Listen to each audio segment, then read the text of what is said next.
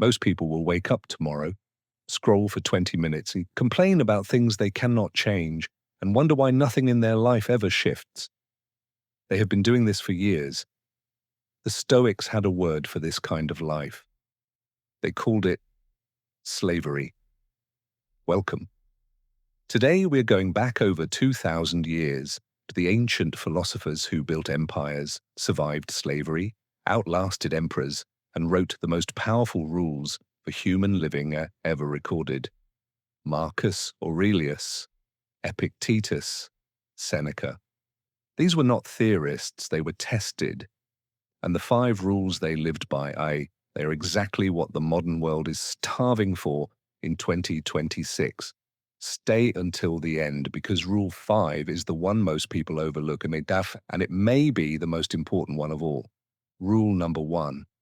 And it seems so simple it almost sounds insulting, but listen carefully because almost no one actually lives by it. Epictetus was born a slave. He had no freedom, no rights, no power over his body, and yet he became one of the most influential philosophers in history. How? Because he discovered one unshakable truth. There are things within our power and things that are not. Only our opinions, impulses, desires, and aversions are truly ours to control. Everything else, reputation, the weather, other people, even your own body, is not. Here is what this means in practice for 2026. Every time you feel anxious, frustrated, or powerless, stop. Ask yourself, is this in my control? If yes, act. If no, release it. That is the entire game. Your reaction, your effort, your mindset, these are yours. Someone's opinion of you, a market crash, traffic, bad news, not yours. Stop paying rent in your head to things you cannot change. Marcus Aurelius wrote in his journal, "You have power over your mind, not outside events. Realize this, and you will find strength." Rule number 2 will make some people uncomfortable. Good. It is supposed to. Memento mori. You will die. This was not morbid to the Stoics. It was the ultimate productivity hack. Seneca wrote, "We suffer more in imagination than in reality." And then he added something even more devastating. It is not that we have a short time to live. It is that we waste most of it. Think about your day yesterday. How many hours did you spend on things that, on your deathbed, you would consider worthless? Now multiply that by 365. Now multiply that by decades. The Stoics used death not to paralyze themselves with fear, but to make every morning feel like a second chance they refused to squander. Every morning, before you touch your phone, ask yourself, if this were my last day, would I still spend it this way? You do not need to change everything. Just let the question sharpen your priorities. Rule number 3 is what separates Stoics from everyone else when things go wrong. Marcus Aurelius ruled the largest empire in the world while simultaneously managing plagues, wars, betrayals, and the deaths of his own children. He wrote, "The impediment to action advances action. What stands in the way becomes the way." This is not toxic positivity. This is strategic philosophy. Every obstacle contains a lesson, a strength to be built, a character to be forged. The person who loses their job and starts a business, the athlete who tears a ligament and rebuilds stronger, the entrepreneur who fails 5 times and finally understands the market on attempt 6.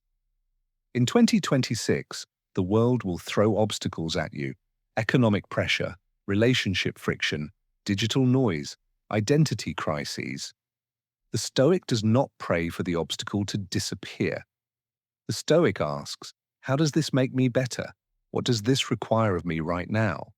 Rule number 4 is the most radical idea in this entire video. And if you can truly internalize it, your life will never be the same. Amor fati. Love your fate.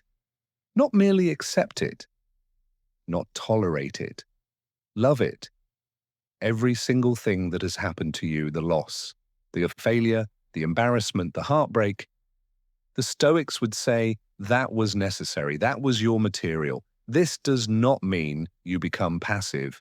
It means you stop fighting reality. You stop saying, this should not be happening to me. Start saying, this is happening for me. And from that posture, you become unstoppable because nothing can be used against you. Everything becomes fuel. And here it is, Rule 5. Most people overlook, and perhaps the most important of all.